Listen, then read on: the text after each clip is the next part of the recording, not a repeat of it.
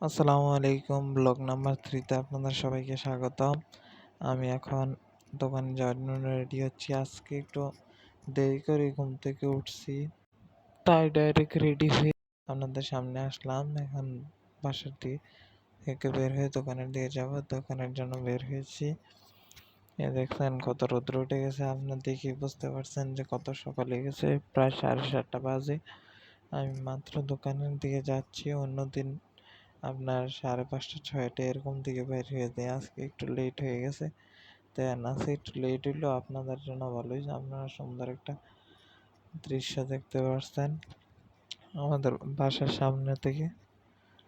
দেন আমি মসজিদের কাছাকাছি পৌঁছে গেছি, দোকানের দিকে যাব। আর আজকে আপনাদের থেকে আমি সর্বপ্রথমই ক্ষমা চেয়ে নিচ্ছি, কারণ আমি আজকে ভিডিও কিন্তু অনেক ছোট করে ফেলেছি, একদমই ছোট। মানে এখন আমি আপনাদের দোকানের দিকে যাচ্ছি, যেতে লেট হয়ে গেছে।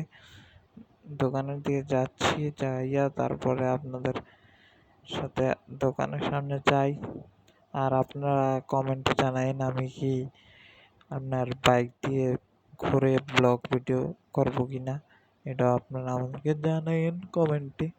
তাহলে আমি বিভিন্ন আমাদের ব্রাহ্মণপাড়ার মধ্যে বিভিন্ন জায়গা আছে সুন্দর সুন্দর, ওইগুলো আপনাদের ঘুরে ঘুরে দেখাবো।